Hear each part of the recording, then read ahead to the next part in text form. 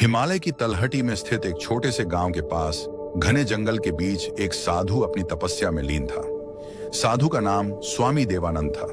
उसने सांसारिक जीवन के मोह माया को त्याग कर अध्यात्म की राह चुनी थी। उसकी सादगी और ज्ञान के कारण गांव वाले उसे बहुत सम्मान देते थे। इसी गांव में रहती थी एक विधवा महिला जिसकी उम्र लगभग 25 वर्ष थी। उसका नाम रत्ना था। रत्ना सुंदर लेकिन साधारण जीवन जीने वाली महिला थी। पति के निधन के बाद उसने गांव के बच्चों को पढ़ाने और दूसरों की मदद करने में खुद को व्यस्त कर लिया था। हालांकि उसके मन के किसी कोने में अकेलेपन का दर्द छुपा था। एक दिन रत्ना को अपनी गाय के लिए जड़ी बूटी लाने जंगल जाना पड़ा। वह जंगल में गहरी जगह पर पहुंची जहां उसकी मुलाकात स्वामी देवानंद से हुई। वह उनकी सादगी और आंखों में झलकती शांति से प्रभावित हुई। उसने उन्हें प्रणाम किया और उनसे मार्गदर्शन की याचना की।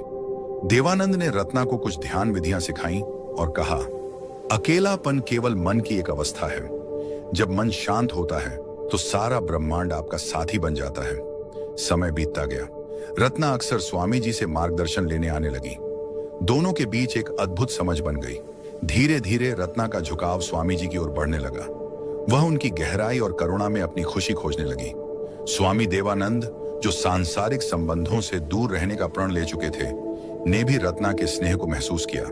उनकी आंखों में एक अनकहा भाव उभरता था, लेकिन उनके भीतर एक बड़ा द्वंद्व चल रहा था।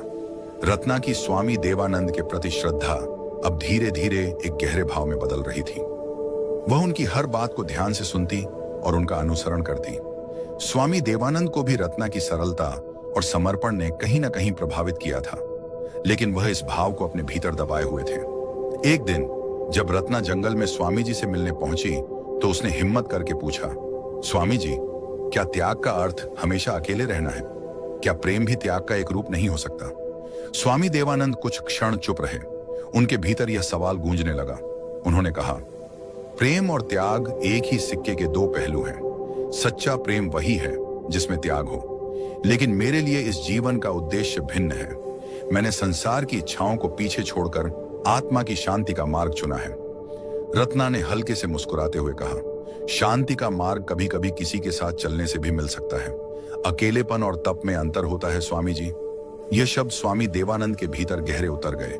वह इस द्वंद्व में उलझ गए कि क्या उनका मार्ग सही था या रत्ना की बातें एक नई दिशा का संकेत दे रही थी। कुछ दिनों बाद गांव में अचानक एक संकट आ गया।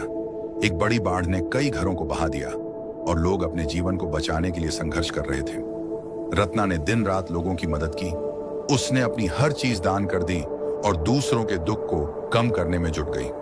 स्वामी देवानंद यह सब देख रहे थे।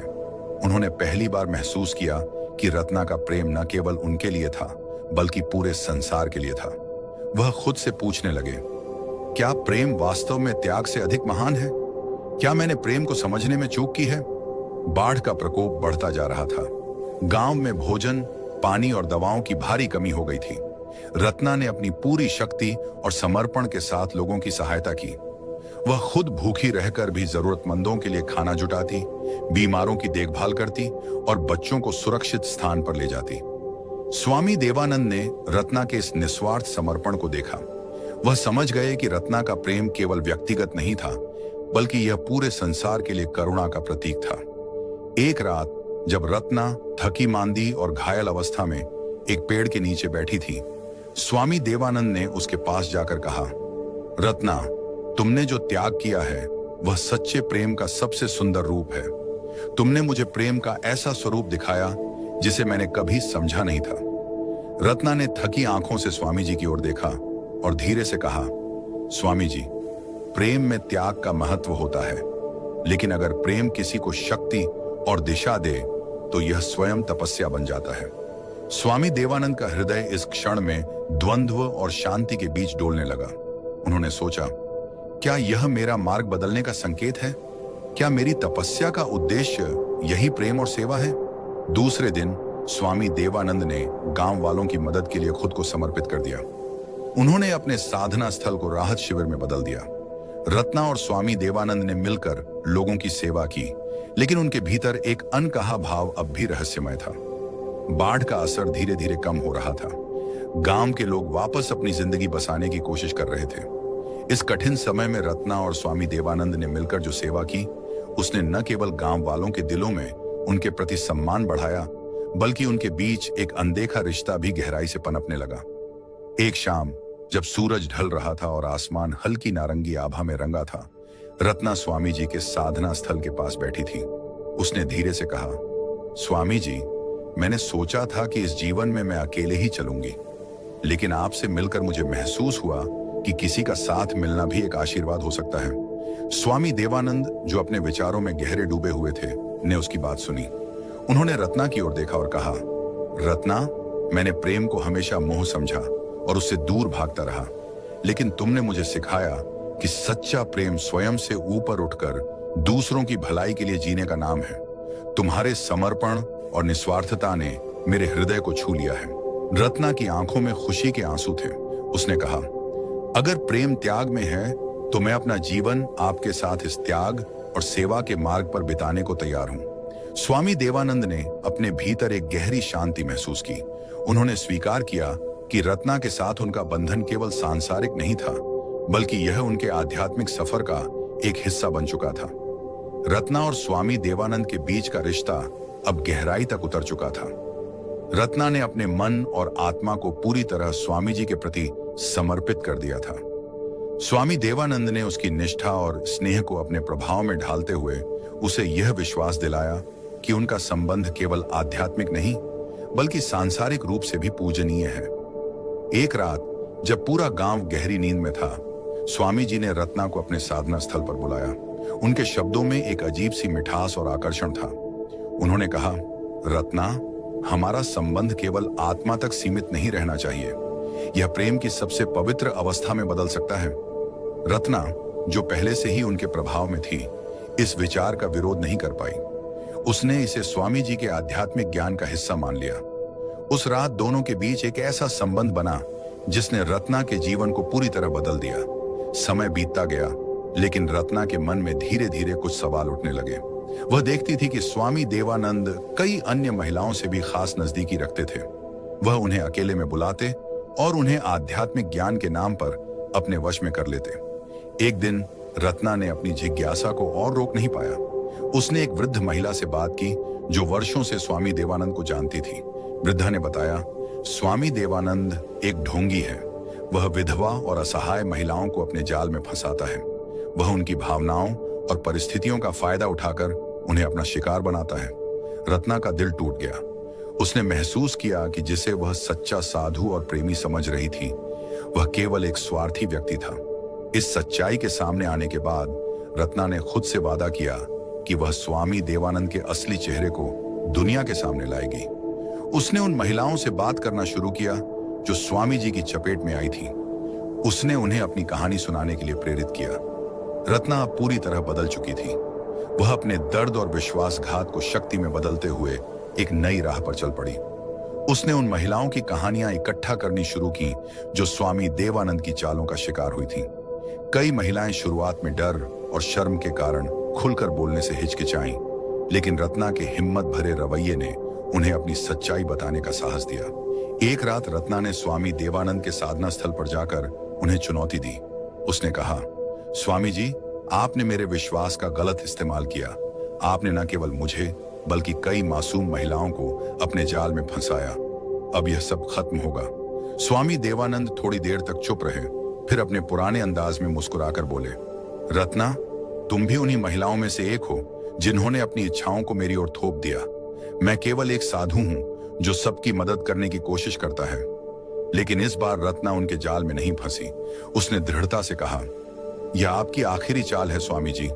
मैं अब आपकी सच्चाई को हर किसी के सामने उजागर करूंगी। रत्ना ने गांव के मुखिया और कुछ भरोसेमंद लोगों के सामने सारी सच्चाई रखी। उसने उन महिलाओं को भी लाने की कोशिश की जो स्वामी जी की चालबाजी का शिकार हुई थी। धीरे धीरे पूरा गांव उनकी सच्चाई जानने लगा। लेकिन स्वामी देवानंद इतनी आसानी से हार मानने वाले नहीं थे। उन्होंने अपने प्रभाव और चालाकी का इस्तेमाल करते हुए यह साबित करने की कोशिश की कि रत्ना झूठ बोल रही है। गांव के कुछ लोग अब भी उनकी तरफ थे, जबकि कुछ रत्ना का समर्थन कर रहे थे। अब यह लड़ाई केवल रत्ना और स्वामी देवानंद के बीच की नहीं थी, यह न्याय और अधर्म के बीच का संघर्ष बन चुकी थी।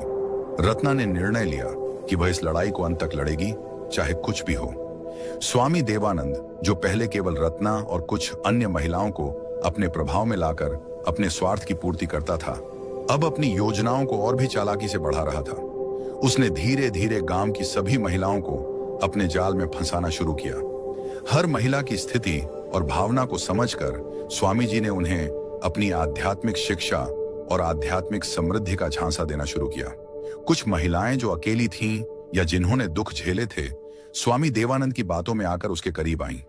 वह उन्हें अपने ज्ञान से जोड़ने के लिए एक तरह से आध्यात्मिक वचन देता और फिर धीरे धीरे उनके आत्मविश्वास को तोड़ता। स्वामी देवानंद का तरीका बहुत निपुण था। वह कभी भी अपने इरादों को स्पष्ट रूप से नहीं दिखाता था। वह गांव की महिलाओं को यह विश्वास दिलाता था कि वह उन्हें आध्यात्मिकता के उच्चतम स्तर पर ले जा सकता है, जहां उनकी आत्मा को मुक्ति मिल सकती है। इसके बदले में वह उन्हें अपनी इच्छाओं का पालन करने के लिए मजबूर करता, यह दिखाते हुए कि यह सब एक उच्च उद्देश्य का हिस्सा था। गांव की कई महिलाएं, जिन्होंने पहले कभी ऐसी किसी स्थिति का सामना नहीं किया था, धीरे धीरे स्वामी जी के प्रभाव में आने लगी। उनके विश्वास को और अधिक गहरा करने के लिए स्वामी देवानंद ने उन्हें यह विश्वास दिलाया कि वह केवल उन्हें मदद करने के लिए ऐसा कर रहे थे और उनका मनुष्य रूप में कोई दोष नहीं था। सभी कार्य उच्च आध्यात्मिक उद्देश्य के लिए थे। इस दौरान रत्ना की स्थिति और भी कठिन होती जा रही थी। वह अकेले ही स्वामी देवानंद के खिलाफ संघर्ष कर रही थी, लेकिन अब गांव की अधिकांश महिलाएं उसकी मदद करने के बजाय स्वामी जी के पक्ष में खड़ी थीं। वह देख रही थी कि स्वामी देवानंद का जाल अब और भी गहरा हो चुका था और उसकी लड़ाई अब और भी कठिन हो गई थी। स्वामी देवानंद का जाल अब गांव में फैल चुका था। वह न केवल महिलाओं के विश्वास और भावनाओं का फायदा उठा रहा था, बल्कि उनके आत्म संस्कार और आत्मविश्वास को भी पूरी तरह से तोड़ रहा था। अब अधिकांश महिलाएं उसकी शरण में आ चुकी थीं और वह उन्हें अपनी इच्छाओं का पालन करने के लिए और अपनी परतों में फंसाने के लिए लगातार नए तरीके अपनाता था। रत्ना, जो पहले स्वामी देवानंद के खिलाफ खड़ी थी, अब अकेली महसूस कर रही थी। उसने देखा कि गांव की अधिकांश महिलाएं स्वामी जी की बातों में आ चुकी थीं। वह जानती थी कि उसे जल्दी कुछ करना होगा, क्योंकि अगर स्वामी जी का जाल पूरी तरह फैल गया तो फिर उसे और किसी को बचाना मुश्किल हो जाएगा। एक दिन रत्ना ने एक योजना बनाई। उसने कुछ महिलाओं को इकट्ठा किया जो स्वामी देवानंद के वास्तविक उद्देश्य को समझने लगी थी और उन्हें यह समझाया कि स्वामी जी का उद्देश्य उन्हें सिर्फ अपने स्वार्थ के लिए फंसा लेना है। रत्ना ने उन्हें सचेत किया कि अगर वे मिलकर सामने आए तो वे स्वामी जी को उसके जाल से बाहर ला सकती हैं। लेकिन स्वामी देवानंद का प्रभाव अब इतना गहरा हो चुका था कि कुछ महिलाएं तो रत्ना के खिलाफ हो गईं और उसे झूठा साबित करने की कोशिश करने लगी। स्वामी जी ने रत्ना को पागल और भ्रमित करार दिया और वह अपने प्रभाव का पूरा इस्तेमाल करके उन महिलाओं को भी अपने पक्ष में करने में सफल हो गया। स्वामी देवानंद की चालाकियां अब और भी गहरी हो गईं। वह धीरे धीरे हर एक महिला को अपने जाल में फंसाता और उनका विश्वास जीतता। हर महिला को अलग अलग तरीके से अपनी आकर्षक बातों और आध्यात्मिक ज्ञान के नाम पर अपने पास लाता। वह हर महिला को यह एहसास दिलाता कि वह केवल उसका ध्यान रखने के लिए ऐसा कर रहा है और यह सब एक उच्च उद्देश्य के लिए है। महिलाएं, जिनमें से अधिकतर दुखों और अकेलेपन का सामना कर रही थीं, धीरे धीरे स्वामी जी के जाल में बुरी तरह फंसने लगी। वह उन्हें विश्वास दिलाता कि यह शारीरिक संबंध केवल एक आध्यात्मिक प्रक्रिया का हिस्सा है और उनके आत्मा की उन्नति के लिए यह आवश्यक है। हालांकि स्वामी देवानंद का तरीका बहुत ही गुप्त था। महिलाओं को एक दूसरे से कभी इस बारे में बात करने की हिम्मत नहीं हुई। उनके मन में एक डर और शर्म बैठी हुई थी और वे यह समझने की कोशिश करती थीं कि क्या स्वामी जी का व्यवहार सही था या नहीं। वह यह सोचने लगी कि कहीं उनका व्यक्तिगत अनुभव किसी और के अनुभव से अलग तो नहीं है। लेकिन कोई भी महिला अपनी कहानी को दूसरे से साझा नहीं करती थी। स्वामी देवानंद ने इस मानसिकता का फायदा उठाया। उसने जानबूझकर महिलाओं को एक दूसरे से दूर रखने की कोशिश की ताकि वे कभी एक दूसरे को अपनी सच्चाई न बता सकें। वह यह सुनिश्चित करता था कि हर महिला को वह विशेष महसूस कराए और यह विश्वास दिलाए कि वह केवल उसके लिए है। इस स्थिति में रत्ना और कुछ महिलाएं जो अब तक स्वामी जी की सच्चाई को समझने लगी थीं, धीरे धीरे एक दूसरे से संपर्क करने लगी। रत्ना ने उन्हें यह समझाना शुरू किया कि स्वामी देवानंद ने सभी को भ्रमित कर रखा है और उनका असली उद्देश्य केवल अपनी शक्ति बढ़ाना है। लेकिन स्वामी देवानंद, जो अपनी योजनाओं में निपुण था, जल्द ही यह समझ गया कि कुछ महिलाएं उसके खिलाफ साजिश कर रही हैं। उसने उन्हें डराने और धमकाने की कोशिश की ताकि वे रत्ना के साथ मिलकर उसकी सच्चाई को उजागर न कर सकें। रत्ना ने आखिरकार स्वामी देवानंद की असलियत को पूरी तरह समझ लिया था और अब उसने ठान लिया था कि वह इसे सबके सामने लाएगी। धीरे धीरे गांव की औरतें भी स्वामी देवानंद के बारे में असल सच्चाई को समझने लगी थीं। एक दिन कुछ महिलाओं ने एक दूसरे से अपनी सच्चाई साझा की। वे जानने लगीं कि स्वामी जी ने सभी के साथ समान तरीके से व्यवहार किया है और उन्होंने उनके विश्वास का गलत इस्तेमाल किया था। इन महिलाओं ने धीरे धीरे मिलकर रत्ना की मदद से स्वामी देवानंद के खिलाफ आवाज उठानी शुरू की। उन्होंने अपनी परेशानियों और डर को एक साथ साझा किया और यह महसूस किया कि उनके भीतर एक शक्ति है जो स्वामी जी के खिलाफ खड़ा होने में मदद कर सकती है। स्वामी देवानंद, जो अब तक अपने प्रभाव और चालाकी से सभी को नियंत्रित कर चुका था, अब अचानक घिरता हुआ महसूस करने लगा। वह देख रहा था कि महिलाएं एक साथ आ रही हैं और उसकी असलियत का खुलासा करने के लिए तैयार हैं। यह उसे पूरी तरह से चौंका और वह घबराया हुआ था। स्वामी देवानंद ने अपनी चालाकियों को और बढ़ाने की कोशिश की, लेकिन अब महिलाएं उसे समझने लगी थीं। उन्होंने सब मिलकर गांव के प्रमुख और अन्य प्रभावशाली व्यक्तियों से संपर्क किया और स्वामी जी की सच्चाई का खुलासा किया। गांव में टहलका मच गया। अब स्वामी देवानंद को जवाब देना पड़ा। गांव के लोग, जो पहले उसे एक आदर्श और सच्चे साधु के रूप में मानते थे, अब उसके खिलाफ खड़े हो गए थे। रत्ना ने इस लड़ाई में उनका मार्गदर्शन किया और सभी महिलाओं ने एकजुट होकर स्वामी जी की दुष्कर्मों की कहानी को गांव के प्रमुखों और पंचायत के सामने रखा। स्वामी देवानंद ने अपनी स्थिति को बचाने के लिए अपनी पुरानी चालाकियों को अपनाने की कोशिश की। वह दावा करने लगा कि वह एक योगी है और उसका उद्देश्य केवल आध्यात्मिक उन्नति है, लेकिन अब उसकी बातें किसी को भी प्रभावी नहीं लग रही थीं। गांव के प्रमुख और अन्य लोग, जो पहले उसकी ओर झुके हुए थे, अब उसे दोषी मानने लगे। कई महिलाएं, जिन्होंने पहले उसकी बातों में आकर उसकी गलतियों को नजरअंदाज किया था, अब उसके खिलाफ खड़ी हो गईं और उसने स्वीकार किया कि स्वामी देवानंद ने उनके साथ गलत किया था। स्वामी देवानंद का प्रभाव अब पूरी तरह से टूट चुका था। उसकी सच्चाई सामने आने के बाद न केवल गांव के लोग, बल्कि दूर दराज के इलाके से भी लोग उसकी असलियत को जानने के लिए आए थे। महिलाओं ने अपने अनुभवों और गवाहियों के आधार पर स्वामी देवानंद के खिलाफ कानूनी कार्रवाई की मांग की। रत्ना और अन्य महिलाओं ने मिलकर यह सुनिश्चित किया कि कोई भी महिला भविष्य में इस तरह के शोषण का शिकार न हो। गांव में धीरे धीरे बदलाव आ रहा था। महिलाओं को अब अपनी आवाज उठाने का साहस मिला था और वे अपनी स्थिति को बेहतर बनाने के लिए एकजुट हो रही थीं। स्वामी देवानंद की सत्ता अब पूरी तरह से खत्म हो चुकी थी और गांव में शांति और न्याय का नया दौर शुरू हुआ। स्वामी देवानंद, जो अब पूरी तरह से बेनकाब हो चुका था, ने महसूस किया कि अब उसके पास कोई रास्ता नहीं बचा। गांव में उसकी सच्चाई सामने आ चुकी थी और उसकी हालत बहुत खराब हो गई थी। उसने अपने आप को घिरा हुआ महसूस किया और तय किया कि उसे इस जगह को छोड़ना होगा। रात के अंधेरे में बिना किसी को बताए वह गांव से भाग खड़ा हुआ। स्वामी देवानंद अब एक नए ठिकाने की तलाश में था और उसकी नजर एक बड़े और समृद्ध राज्य पर थी। वहां के राजा का नाम राजा विशाल था और उसकी दरबार में बहुत सम्मान था। राजा विशाल के राज्य में बहुत सारे लोग थे और स्वामी देवानंद ने सोचा कि यहां उसे फिर से अपनी पहचान बनाने का मौका मिल सकता है। राजा विशाल के राज्य में पहुंचने पर स्वामी देवानंद ने अपनी पहचान बदल ली।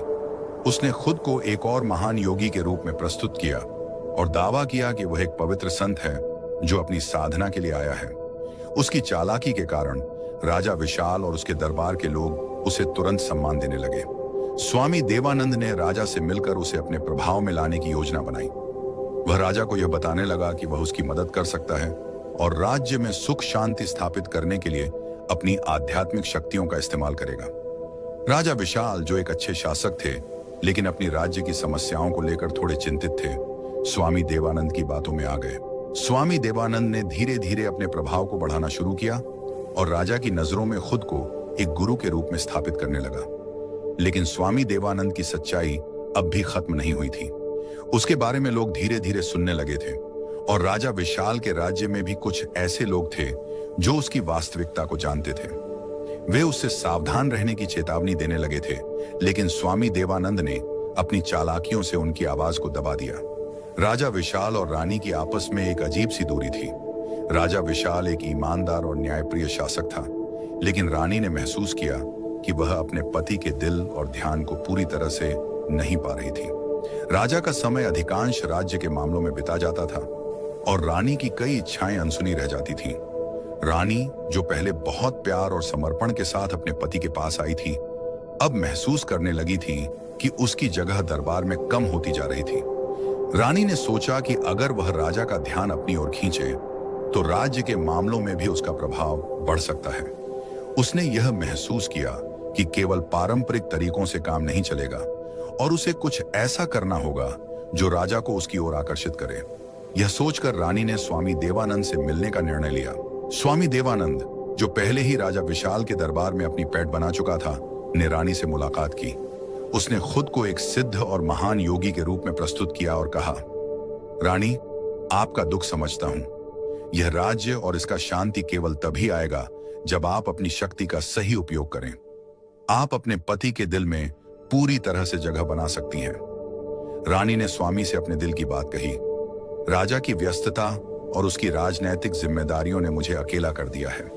मैं चाहती हूं कि वह मेरी तरफ ध्यान दे और हमारी शादी में सामंजस्य स्थापित हो। स्वामी देवानंद ने रानी को यह सलाह दी कि वह अपनी इच्छाओं और भावनाओं को एक नए तरीके से प्रस्तुत करें, लेकिन उसने साथ ही यह भी कहा कि उसकी मदद से यह संभव हो सकता है। स्वामी देवानंद ने रानी को यह विश्वास दिलाया कि वह उसे राजा के दिल में अपनी जगह बनाने में मदद करेगा और इसके लिए वह अपनी आध्यात्मिक शक्ति का इस्तेमाल करेगा। रानी ने स्वामी की बातों को सुना और उसने तय किया कि वह स्वामी से मदद लेगी ताकि वह अपने पति के दिल में अपनी जगह बना सके। लेकिन रानी को यह नहीं पता था कि स्वामी देवानंद अपनी चालों से केवल उसे ही नहीं बल्कि राजा को भी अपनी ओर आकर्षित करने की योजना बना रहा था। स्वामी देवानंद ने रानी की कमजोरियों और इच्छाओं को अच्छे से समझ लिया था। उसने देखा कि रानी के दिल में एक गहरी तन्हाई और प्रेम की कमी है जिसे वह पूरा करना चाहती थी। रानी की यह भावना स्वामी के लिए एक अवसर बन गई थी। वह अपनी चालाकी से उसे और भी अपनी ओर आकर्षित करने लगा। एक दिन स्वामी देवानंद ने रानी से कहा, रानी, आप जो प्रेम और ध्यान चाहती हैं वह आपको राजा से नहीं मिल पा रहा। आपको लगता है कि आपकी भावनाओं को समझने वाला कोई नहीं है, लेकिन मैं आपकी व्यथा को समझता हूं। जो प्रेम आप अपने पति से नहीं पा पाई वह प्रेम हम आपको दे सकते हैं। मैं आपका समर्थन करूंगा और आपके सभी दुखों का इलाज करूंगा। रानी ने उसकी बातों को ध्यान से सुना और उसके मन में एक हलचल मच गई। स्वामी देवानंद ने उसे यह विश्वास दिलाया कि वह उसे न केवल राजा के मुकाबले अधिक प्रेम और सम्मान दे सकता है, बल्कि उसे अपना आत्मिक और मानसिक संतुलन भी पुनः प्राप्त करने में मदद करेगा। स्वामी की बातों में ऐसा कुछ था जो रानी को आकर्षित करता था और धीरे धीरे उसने उसे अपनी आत्मिक उलझनों को सुलझाने के लिए सहारा समझा। स्वामी देवानंद ने रानी को यह समझाया कि राजा के प्यार के लिए उसे कुछ ज्यादा करने की जरूरत नहीं है। वह खुद ही एक शक्तिशाली महिला बन सकती है और उसके जीवन में वही प्रेम होगा जिसे वह ढूंढ रही थी। स्वामी ने यह भी दावा किया कि यह प्रेम एक आध्यात्मिक प्रक्रिया का हिस्सा है और उसे इसका पालन करना चाहिए। रानी, जो अब पूरी तरह से स्वामी की बातों में उलझ चुकी थी, धीरे धीरे उसकी गिरफ्त में आ गई। स्वामी ने उसे यह एहसास दिलाया कि राजा के पास समय नहीं है, लेकिन वह हमेशा उसकी मदद करने के लिए मौजूद रहेगा। इस तरह से स्वामी देवानंद ने रानी को अपनी तरफ खींच लिया और दोनों के बीच एक नया संबंध बन गया। राजा विशाल, जो अपनी पत्नी रानी के बदलते व्यवहार और स्वामी देवानंद के प्रभाव को लेकर पहले ही कुछ संकोच में था, अब पूरी तरह से जाग गया। वह यह महसूस करने लगा था कि रानी और स्वामी के बीच कुछ गड़बड़ हो सकता है। रानी के और स्वामी देवानंद के बीच बढ़ते रिश्ते को देखकर राजा के मन में शंका उत्पन्न हुई। राजा ने तय किया कि वह इस मामले का पूरी तरह से पता लगाएगा। एक रात जब रानी और स्वामी देवानंद अचानक महल से गायब हो गए, राजा ने अपनी खुफिया जानकारी जुटानी शुरू की। उसे पता चला कि रानी और स्वामी देवानंद दोनों जंगल की ओर भाग गए थे। यह सुनकर राजा को गहरा झटका लगा। उसे यकीन नहीं हो रहा था कि उसकी पत्नी, जिसे वह पूरी तरह से विश्वास करता था, ने उसे धोखा दिया था। राजा विशाल, जो अब बहुत गुस्से में था, जंगल की ओर निकल पड़ा। उसके साथ कुछ निष्ठावान सैनिक भी थे और वह स्वामी और रानी के पीछे चला गया। रास्ते में राजा ने कई सवाल किए, लेकिन उसके मन में सबसे बड़ा सवाल यही था, क्या रानी सचमुच स्वामी देवानंद के प्रभाव में आ गई थी, या फिर उसने जानबूझकर इस रास्ते का चुनाव किया था। जंगल में पहुंचने के बाद राजा विशाल ने अपनी पत्नी और स्वामी देवानंद को देखा। वे दोनों एक जगह बैठे थे और रानी के चेहरे पर एक अजीब सा आत्मविश्वास था जो पहले कभी नहीं था। स्वामी देवानंद, जो अब राजा को देख चुका था, ने खुद को पूरी तरह से नियंत्रित किया और कहा, राजा विशाल, आप हमसे बहुत दूर हैं। यह यात्रा, यह आध्यात्मिक मार्ग आपके लिए नहीं है। आपकी पत्नी ने समझ लिया है कि उसका असली मार्ग क्या है। राजा ने गुस्से में आकर कहा, तुम्हारी सारी बातें अब साफ हो गई हैं स्वामी। तुम्हारा असली चेहरा सामने आ चुका है। तुम केवल अपनी शक्ति बढ़ाने के लिए लोगों का शोषण करते हो। और मेरी पत्नी रानी, क्या तुमने सच में सोचा था कि मैं यह नहीं देख पाऊंगा? रानी, जो अब भी स्वामी देवानंद के प्रभाव में थी, राजा की बातें सुनकर चुप रही। स्वामी देवानंद ने रानी के पास जाकर उसे यह समझाने की कोशिश की कि राजा की सोच बहुत संकीर्ण है और वह उसे कभी भी समझ नहीं पाएगा। लेकिन राजा विशाल अब पूरी तरह से समझ चुका था कि यह सब एक धोखा था। उसने स्वामी देवानंद को चुनौती दी और दोनों के बीच तीव्र बहस हुई। अंततः राजा ने स्वामी देवानंद को अपनी शक्ति और बुद्धिमत्ता से परास्त किया और उसे जंगल से बाहर कर दिया। रानी, जो अब पूरी तरह से भ्रमित और लज्जित महसूस कर रही थी, राजा के पास आई और उससे माफी मांगी। राजा ने उसे माफ किया, लेकिन उसे यह समझाया कि विश्वास और प्यार बहुत महत्वपूर्ण होते हैं और अब वह अपनी गलती का एहसास कर चुकी थी। यह घटना राजा और रानी के रिश्ते में एक बड़ा मोड़ लेकर आई और दोनों ने मिलकर अपने राजमहल में एक नई शुरुआत की। स्वामी देवानंद के खिलाफ सख्त कदम उठाए गए और उसकी सच्चाई को सबके सामने लाया।